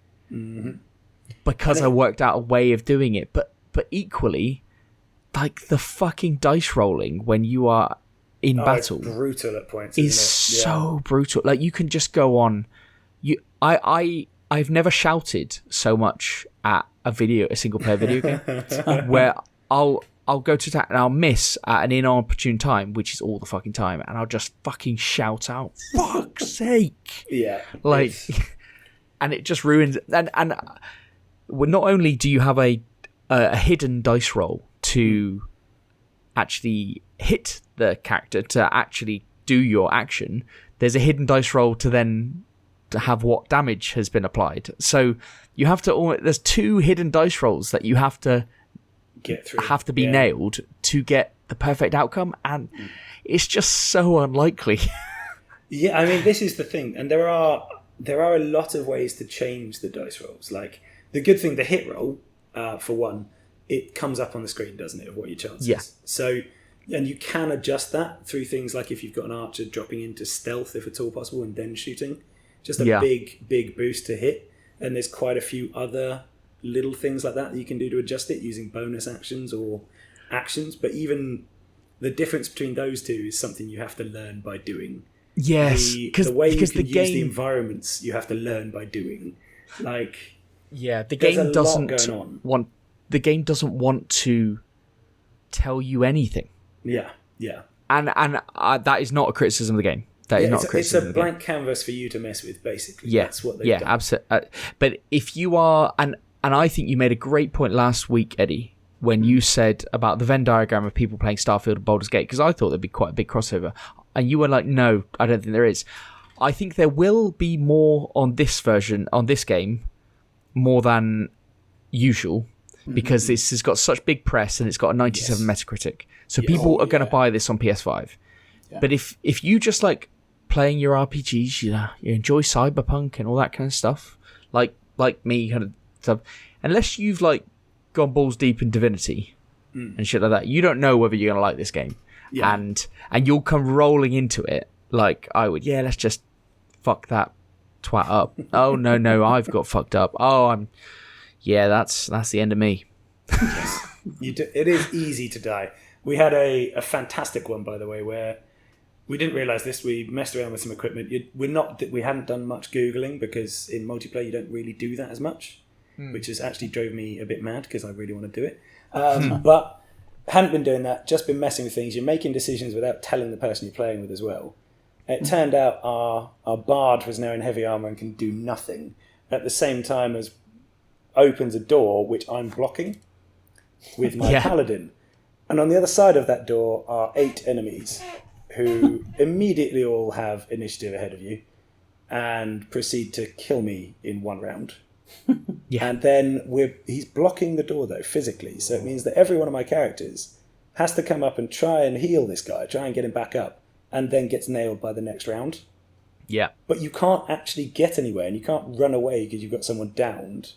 So it just left it as a bit of a nightmare scenario. It's just like, well, we're just going to die here.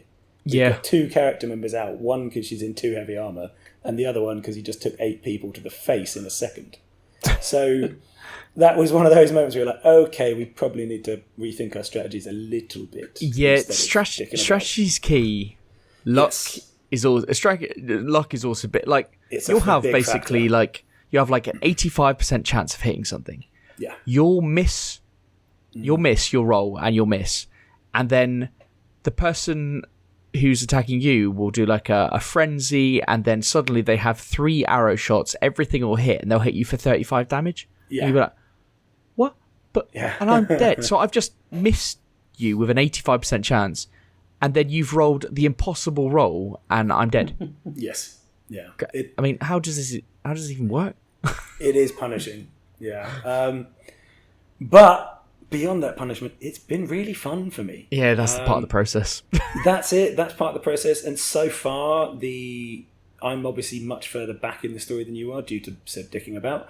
But the vibe of the game as a whole is really good. Like, the narration's great. The voice acting's good. Fantastic. The characters look really good. And you do feel like you can kind of do anything. Like, I don't really feel any desire to dive into the story yet because I just kind of want to mess around. I think the story is really pulls you in quickly. I'll definitely give it that. And all of the... Nothing is handholdy in terms of the quest that you're given. But I can tell you why this is good. Why I obviously think this is a good game. That a lot of games I will just move on to the next section. I'll just move on. And yes, this did give me a warning saying, what did it say? That it'll be bitterly hard if you move on. Yeah. But I didn't want to leave any stone unturned in the first area. Like, I want to... Because every time you come across one of these quests, it's like it's a big story beat that you are undertaking. You're like, oh, right, well, if I hadn't have done this, then I'd just miss this. Like, what the fuck? No. Like, that's not how I want to play this. And I think with these games, you are saying, I'm committing 80, 100 hours or something. And... I can play this, I can turn this on for 2 hours, and I can feel like I've done basically nothing. Yes, 100%. And that's kind of part of the process. That's isn't this a thing of like, okay, so we're probably at a point where we can jump into the feature with this and the idea of what makes a good RPG, but it kind of is a good point to start with because one of those things is that you can just disappear into it, and feel like that role is what you are for that time, like. If you see what I mean, you just disappear into the characters you've made, the story you've made for yourself, and go with it. It's huge for an RPG. I think it is a good kind of roll into the feature of what does make the good RPG. Before we do, can I ask a couple of questions? Because I've tried to interject a couple of times, and you two have just talked non-fucking stop about. It's been fantastic. Yeah, it's been great. Go on then. Yeah, because there's so many things that you've been talking about, and I'm like, I don't know what they're talking about. But anyway, like, first of all, you say about the dice rolls. Is there an option to turn on the dice rolls so you could see them like the old ones did?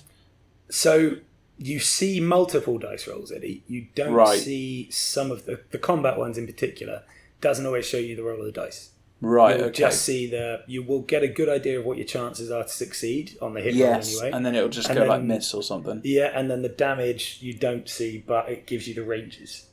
Right. So, to be fair, maybe there is in the options, because in I think Baldur's Gate 2, I believe it was, if you go in the game settings, you could turn on like detailed dice view, and it's got like a log at the bottom of the screen, but I don't know if that would work with consoles. That might be the case. What you do get to see, Eddie, is that you get a physical representation of the dice roll when you make active choices in the game. Yeah. So dialogue choices. That was going to be my second point, actually, Ben, because you said we were just chatting about this earlier on off the podcast, and you said something about chances to do an interaction. So that was going to be another question. Like, outside of combat, talk to me. Are there dice rolls and you have to do certain things? Or so outside of combat, the dialogue options are quite extensive. So when you're talking to anyone, everyone in the game is voice acted. Everyone in the game has something to say, basically. And when you're in any decision-making, like, you can just say generic things and get more information from these people, but some actions are, like, persuasive or something like that, or intimidation. And when you click those and you choose to do those, it takes you into a dice roll thing on the screen, where it has the dice itself, and it says, okay, to do this action, you need 10. Of the 20-sided dice, you need a 10. But also, depending on your character and your stats, you may be able to add different assisting things on the dice roll. So you'll roll, and then it'll add these extra bits on for your charisma and things like that, and it'll create a new score. If you fail that dice roll, you can either accept that failure, or depending on your character, again, how you have these things called like inspirations or whatever, where you get to re-roll. Yeah. Or if you're trying to pick a lock, if you've got some thieves' tools, you can get another roll in to try it again, things like that. So generally, if you want something bad enough and you've got enough attempts, you can get the dice roll to happen.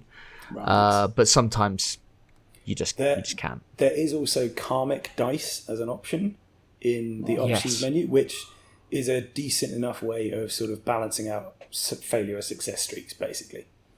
Okay. I'm not even quite sure how it works, but it seems to make it more balanced. It makes sure that you can't go on losing streaks, but I think it also means you can't go on winning streaks of your dice. It does, yeah.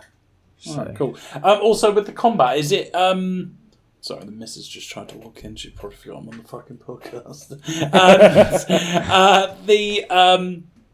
The combat, is it all turn-based? And when I mean team turn-based, because I had to fucking look this up, I mean actual turn-based, as in it stops what you're doing before the next move. Yes, it does, yeah. What a weird move for Baldur's Gate to go from Baldur's Gate 2 to Baldur's Gate 3, yeah. How unusual. You know what? I'll be totally honest with you.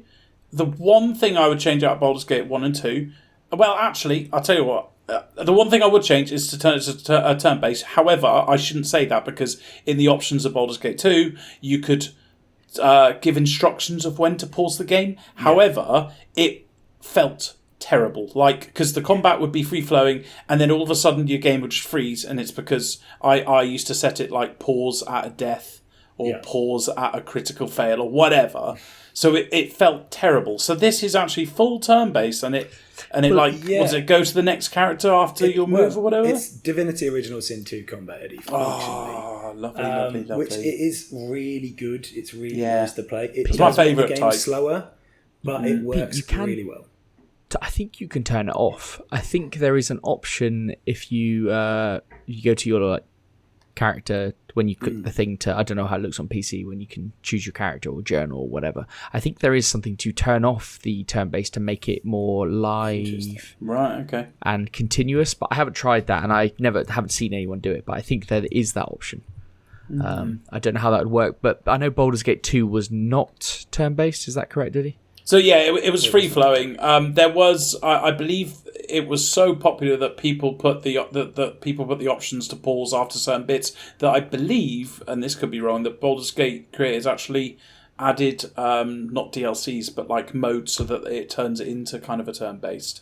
But that's annoying because they called it turn based because you could pause at any time and you could also switch it. But this sounds like it's proper turn based. I mean, obviously now that this has been taken on by Larian, and they've got the Divinity pedigree, they've obviously just gone, right, this is the stuff that we're really good at, we know that, and it's what people wanted anyway. And it's very, very weird. It's a different, you can tell it's a different audience because you get all the Final Fantasy 16 stuff where they've moved to a more action combat because I believe the belief where turn-based, people don't like turn-based, but actually you can see with games like this that people are perfectly happy with turn-based if there are huge, it's not just, I'll choose your move, one of 4 moves. It's choose one of 35 actions. Yes. That makes your turn-based combat really fucking interesting. Yeah. Pull because off really you can do whatever you want. Synergy moves through it, and it's wonderful. It gives you an awful lot of good choices to make, doesn't it? So... Right, one more point, and then we can move on to the feature.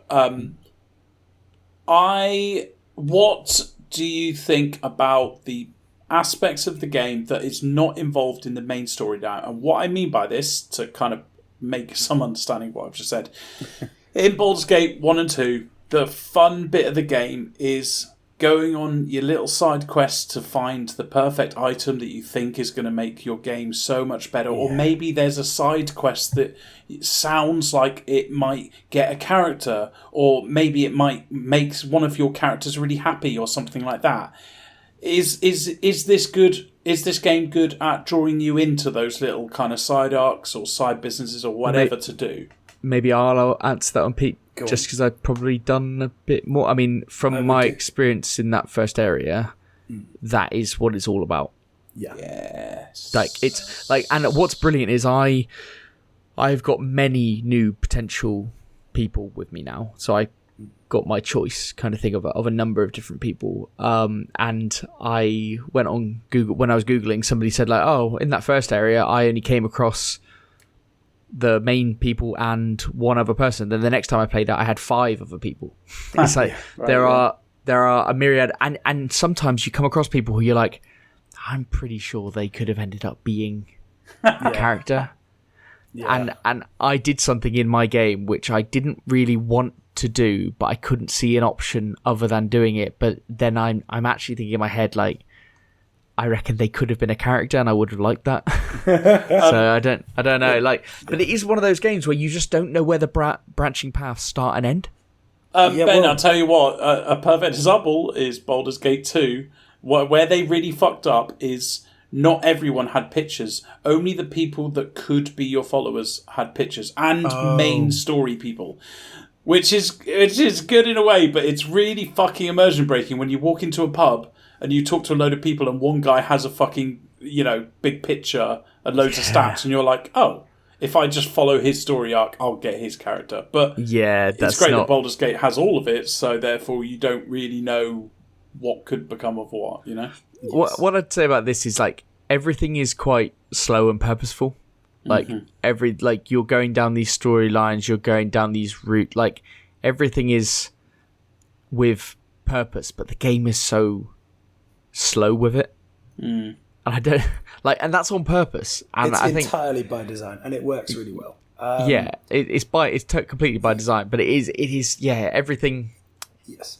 There's a shit ton of content even in the starting area. Yes, I was also going to add to the comment you made about going off the beaten track, Eddie. I have yet to do anything the game has told me to do. I've just wandered. Just gone completely rogue, wandering around the area with absolutely no reason to it other than it seemed funny at the time. So, from that experience, I can say it's quite fun in that degree already. And they're not even quests yet. So, we should move on to the feature because we have talked a lot there about Baldur's Gate, and obviously it is the RPG on everyone's lips at the moment. But what does make a good RPG for us? And I know we do this with Frankenstein and things like that, but we've got a few sort of categories to talk about, and which ones we think are the most valuable. Yeah.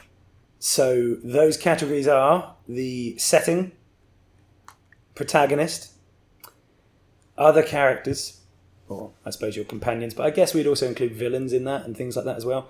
The world itself, and then the mechanics. I think we've talked a lot about Baldur's Gate mechanics, which helps a lot as well, doesn't it? So, who do we want to start, guys? Do you have a good example game of what made it a good RPG out of those categories, or do you want to go with the category and which games fit into it? Yeah, I think going with the category, I think it's quite topical at the moment. The setting, Starfield coming out, set in space, that is a huge draw for me at the moment. Now, I'm not a big fantasy fan, and like Baldur's Gate is fantasy, obviously, and that's quite in a juxtaposition to each other, isn't it? Like next to each other. I prefer the more kind of RPGs which are more cyberpunky or like space, that type of. I prefer that kind of side, but you guys are into your fantasy, aren't you? I am very much into both. But I have a bit of a preference for the fantasy side, but it's only minor. Like, we've seen how much I love Cyberpunk. That should tell you a lot. We've seen how much I'm pumped for Starfield. That should tell you a lot as well. But I do think the classic RPG is almost a fantasy game as well, isn't it? You know what I mean? Like, oh, it is. Oh, yeah. That is the RPG. The standard, isn't it? It's a fantasy game. Exactly. Yeah. Exactly. It's a big part of it. But one we will definitely come to later as well. One of my favourite ones is Knights of the Old Republic. Absolutely. Is definitely sci-fi. Archetypal sci-fi. So I love getting lost in a world. What you talked about earlier, Pete, where you could just get lost in something. For me, anything set in space, and KOTOR was one for me. Mass Effect would be that other kind of fit into that as well. Like, you can get lost in alien worlds and stuff. That is, like, that was the draw of No Man's Sky and everything, wasn't it? Like, that's what I need from a setting, so that you get absolutely lost in. And I never felt that with like Fallout or anything like that, because I don't want to be in the world. It's depressing as fuck. Yeah, I think maybe that's why New Vegas stuck with quite a few of us so well, is because finally the world seemed it was a bit better to be stuck in. It was the first time it wasn't all grey. That's the first time you were like, oh, there's actually colour here. Wonderful. But no, I think that's a very fair point. I still think, however, that Fallout has that, and fantasy has it as well. And things like Mass Effect pull this in. It's that traipsing through ruins, or like the Lost World bit as well. Yeah. The idea that loads of stuff has already happened in the place you are, and that you might find out something about it, or that it might be relevant. So I think that part of the fantasy setting is what brings me to it, just as that feel of exploring the universe does in sci-fi. Have you got a perfect setting, Eddie? No, not at all. But that's really interesting what Pete's just said, because I don't think the setting, as in the broader term of it, matters at all to me. Because when I think of my favourite RPG, obviously the Baldur's Gate games, any Bethesda game really, Witcher 3, like all the different RPGs that I've played, and I claim they're in my top 10, they can be in space, they can be in a fantasy world, they could be post-apocalyptic. They could be any type of setting. But going back to what Pete was saying there, it really has to be done well. I have played so many Baldur's Gate kind of copies, if you will, and the amount of time, even though it's the same setting as in fantasy with wizards and yada yada yada yada, I just haven't been drawn into the world. I haven't gone this.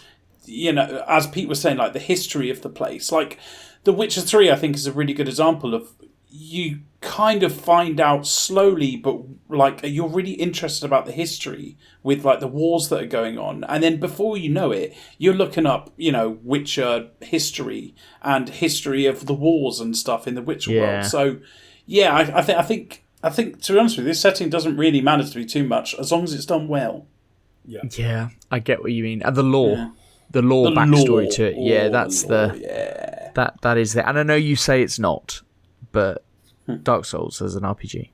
I very much think it is one. But yeah, the lore behind all that. You chucked it out of our RPG. I know. I've changed my opinion. It was a long time ago, Ben. It was a long deep time callback. Ago.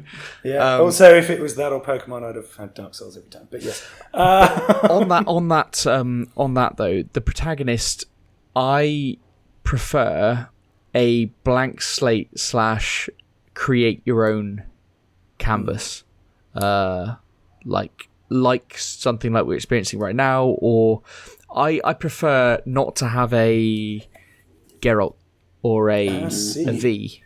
Interesting. I was going to actually segue from Eddie's comment about it not mattering at all, because protagonist very rarely matters to me, and I say that with an asterisk next to it, because obviously I love the character of Geralt, and I think his backstory with the other ones you interact with is really cool, but that's more about the other characters. But what I've found is that games where you're a blank slate, or games where I've got a pre-built character for me, either one can work really well. Either one of those options I can really get into. Okay. I'm on bedside, unfortunately, with this one. Fair enough.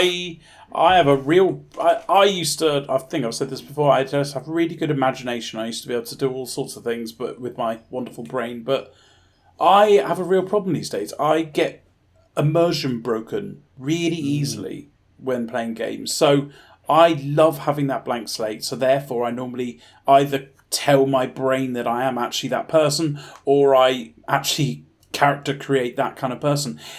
It takes an amazingly well written character for me to enjoy playing that character, because else if I'm not enjoying playing that person, my brain goes, fuck this, you're not this person, what's the point?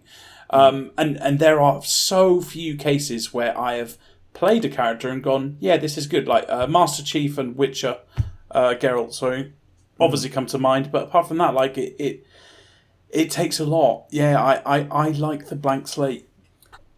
Fair enough. I think the other bit is the blank slate is the most common one, isn't it? So there's a wider selection of games with that option. And if you're going to miss on an RPG, it's probably that bit is not going to become a problem by the time you decided to miss. I don't think you jump into the game and that's the immediate jumping off point.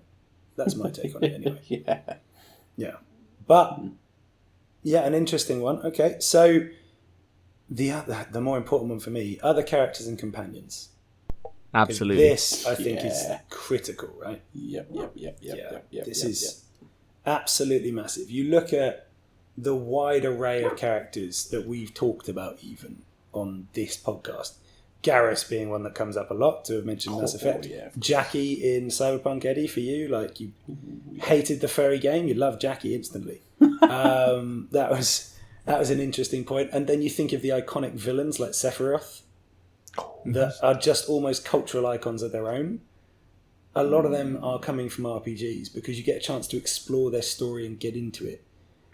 Yeah, it's the one thing that I didn't like. What was the Outer Worlds? Yeah, I didn't really like any of the companions or the other characters in Outer Worlds, and I think that was one of the reasons why I played like 15 hours or something and just dropped it, because I really need to like the other characters in my party, be able to change them out, like, or be able to focus on a storyline from somebody, and I found I could do that in Cyberpunk, ones like that, and Baldur's Gate has it as well. That instantly you kind of are choosing the companions you're with, or you want someone to join your party or something like that. You're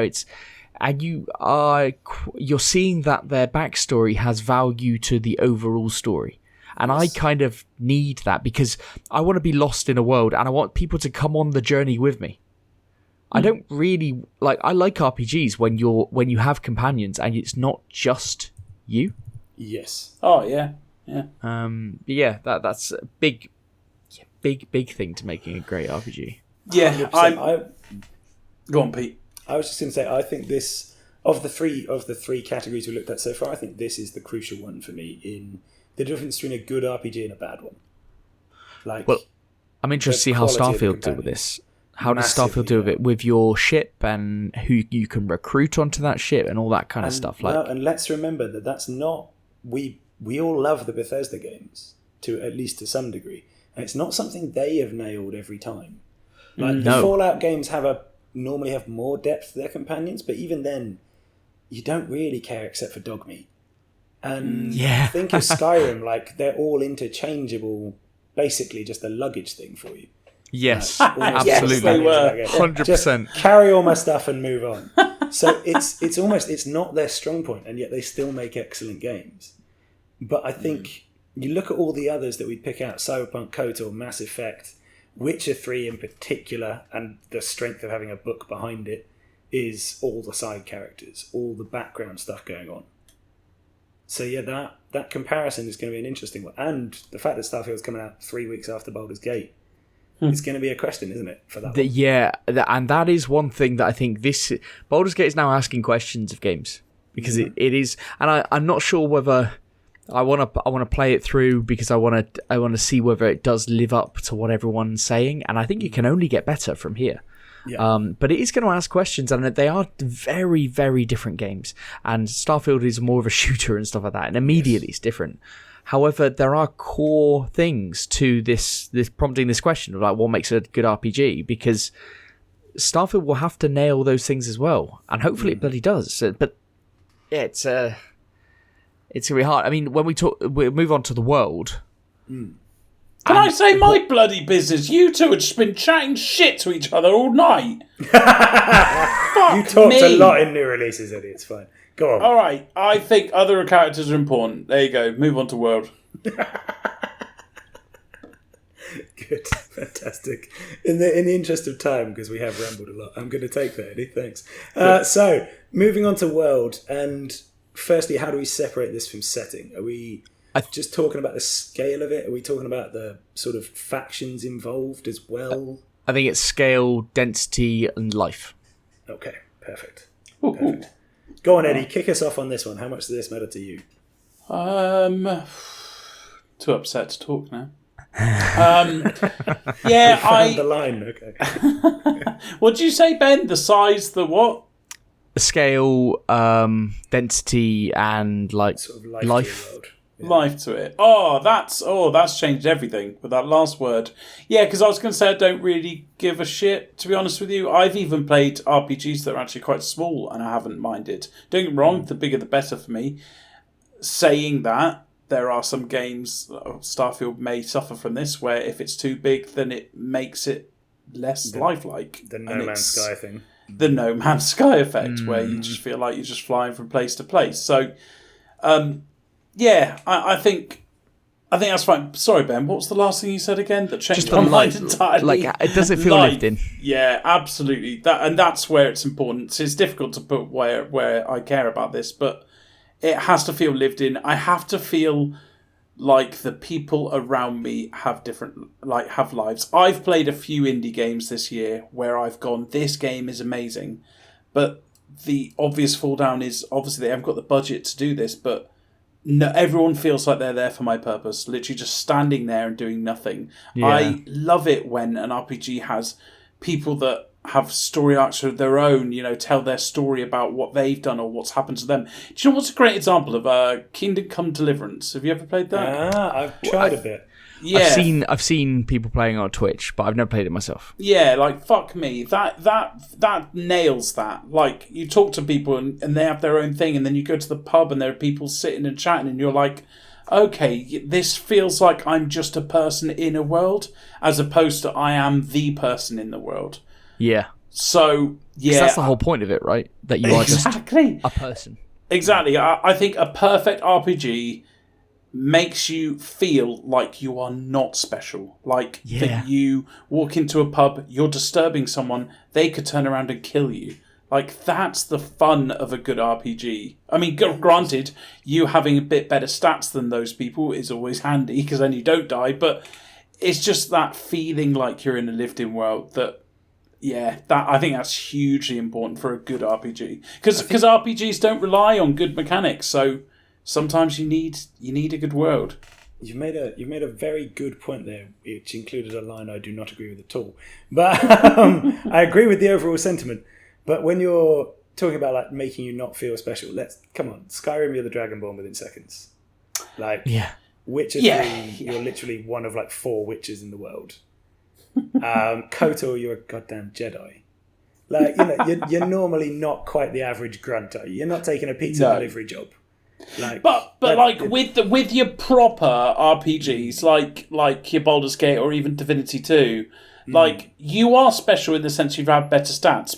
But here we are. Here's even a caveat to that. I think the only reason why they do that in those games is because you are such a person in a world that you need those stats. Because if you like in Kingdom Come Deliverance, you are not special at all. Like, true. But trust me, you fucking know. You walk up to that first fight and you die straight away, and you go, "Oh, I'm supposed to run away. Oh, fuck this. I bet next time. Oh, I'm dead again." Right, okay, let's do that again. So I think in your Baldur's Gates and Divinities and stuff, I think it's kind of warranted that you are special, but that's only because you're not like, you can still die and you're still in other people's worlds. True. It feels like you're not special to the other people around you. That I get. Yeah. Yeah. That is a very fair point. I do agree. I think the sense of life is crucial, isn't it? And yet, even in things like Fallout, it's that having these towns and communities rebuilding, so it can be a very varied sort of experience, but it's feeling like they all have a purpose to what they're doing and they're not just waiting for you is crucial. I mean, like, do you remember I reviewed Wild West probably this year or the last? And I was so impressed that, like, if you killed, like, a woman, for example, you go to their house and the husband's there like, oh, my wife died recently. And then you go back like a few years later and there's like a graveyard outside and stuff. Oh, wow. And you're like, fuck, that's cool. Like, that's a story that's being told when I'm not there. Do you know what I mean? Story that's been generated by your actions as well. Yes. Yeah. Yes. Very good, yeah. Perfect. So let's move to the final category, gents, because we have talked a lot about an RPG and then more RPGs, which is mechanics. And I suppose what we should do here really is think about what are the important mechanics to it. Because you also made a very valid point, Eddie, that quite often RPGs don't have the smoothest mechanics. I mean, Bethesda is the buggiest developer of all time for that. And we know it. But what are the ones that really sell it for us? Like first, third person. I know you guys love first, so I assume that's crucial to you. Let's start with that one, actually, yeah. Do you think it's necessary for one or the other? I don't mind either, actually, and I'm actually, I don't care too much about that. I know, Eddie, you like to play first person, don't you? Or do you like to play third person in RPGs? That's interesting you say that. It's first person. I don't like third person, but if they're done right, I don't mind. But actually, I think more than anything, more than first and third, I like isometric or top-down views. Yeah, love I'm that. liking that as well. Yeah. You do enjoy this. So more than either of those, to be honest with you. So we know that. Okay, so let's think about it. Which mechanic is it you think that sets apart RPGs, that makes them better? For me, it's the modern day dialogue, and I really like this new trend of narrator stuff. Narrator in Baldur's Gate is fantastic. The narrator in Disco Elysium, I think, started this new trend. Disco Elysium and Baldur's Gate have very similar dialogue and decision making. It's the future of how RPGs, I think, will operate. And I said it when Disco Elysium was like all the rage, and I don't think anything really had that much time to develop and change how it's going to work. And that's why one thing that I'm thinking about Starfield, like, how is that going to work? Is it just going to be the standard selection of dialogue options, and you just have to... Do you remember those games where you just have to like go into every option to exhaust everything? Yes. Yeah. It's just like, no, fuck that shit. Like, why are these isn't people how so to do patient it. with you as well? Yeah. Why are they exactly. waiting for this? Yeah. That's just not the way to do it. So I think that's key for me now with my immersion. I think that is how that's the storytelling, the new way of doing it. I think it's important. Okay. Yeah, fair enough. I think for me, it's the one we have talked about quite a few times in this, and my experience in Baldur's Gate so far. It's the ability to just do your own thing. Like, more than you can in any other game, really. It's just, you choose what you're doing. You can go into Skyrim and become a merchant if you want to. Yeah. You know what I mean? You can just make that your thing. Yeah. I love that in these games. It's true role-playing. Yeah, that's it. And it can be a ridiculous role-play. Like, one of my favourite stories in Elder Scrolls Online, a game I don't like that much, but is an RPG of the MMO variety, is Sleeps on Bridges, who's a character who's an Argonian who literally just does that. They go around the world and just sleep on bridges. And I love that that's what someone decided to do in this world. And eventually, like, a club. Yeah, and eventually a club formed around him that other people would go and join him anytime they saw him. Like, that kind of thing in RPGs, I really like. Just the ability to make your own story, whether it's single player, multiplayer, or MMO. Yeah. Yeah, I'm with you. I'm the exact same, Pete. I think an RPG, from making it a good RPG to... Well, for it to be a good RPG, I think story is very, very important. Like, wanting to progress, wanting to know what's around the corner, even your backstory, like, kind of getting intrigued with all the lore and stuff. Like, most decent RPGs like have a whole fucking, what do they call, codex or whatever, where like you give it an option. I bet Baldur's Gate 3 has something similar where you open, you see all the fucking different histories of whatnot, you know, and that's really important. But what makes a good RPG to an excellent RPG is exactly what you said, Peter. Like the things to do on the side, like to be a true RPG. Like if it has, like Baldur's Gate 2, it didn't have a base system, and that shows how much I loved it. It didn't have a base system. It didn't have a management system. However, you could take over a keep, and all you need to do is go back there once a week, and you get some rent money.